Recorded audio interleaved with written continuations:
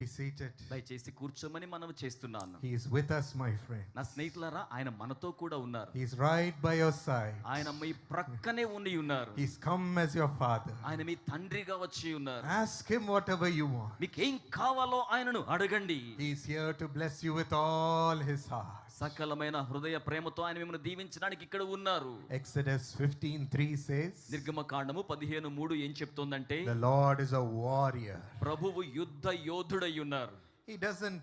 He's not a warrior to fight for himself. ఆయన తన కోసం యుద్ధం చేసే యోధుడు కాదు. He is a warrior to fight for you. ఆయన మీ నిమిత్తం పోరాటం చేసే యోధుడు. To fight for you. మీ కోసమే.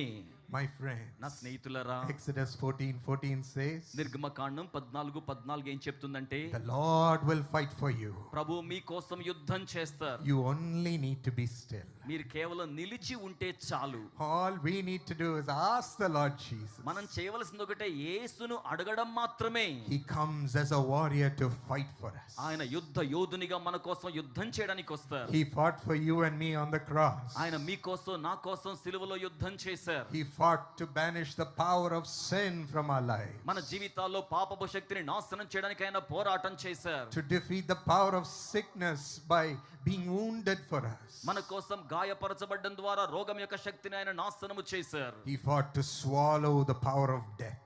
మరణపు అధికారాన్ని మృంగివేయడానికి ఆయన పోరాడాడు. And bring resurrection and life into us. మనలోనికి పునరుద్ధానమును జీవమును ఆయన తీసుకొని వస్తూ ఉన్నారు. And Judges says, అలాగే న్యాయాధిపతులు ఏం చెప్తుందంటే, the Lord is with you, mighty warrior. ప్రభువు పరాక్రమము గల యోధుని వలె మీతో ఉన్నారు. Finally, he makes us his mighty warriors. చివరిగా ఆయన మనలను తన పరాక్రమ యోధులుగా చేస్తారు. We become the mighty warriors of the ultimate warrior. మనము అత్యున్నతమైన యోధుని యొక్క పరాక్రమము గల యోధులమవుతాము. The strength of that same strength of God comes into us. అదే దేవుని బలము మనలోనికి వచ్చేస్తుంది. Tonight you're going to be empowered by that strength. ఈ రాత్రి మీరు అట్టి బలము చేత శక్తివంతులవబోతూ ఉన్నారు. No more weakness. ఇక మీదట బలహీనతలు లేవండి. No more defeat. ఇక మీదట అపజయములు లేవండి. No more worrying and of being afraid what is going to happen to our life. ఇక మీదట నా జీవితానికి ఏం జరుగుతోందని భయపడుతూ విచారించడం లేదండి.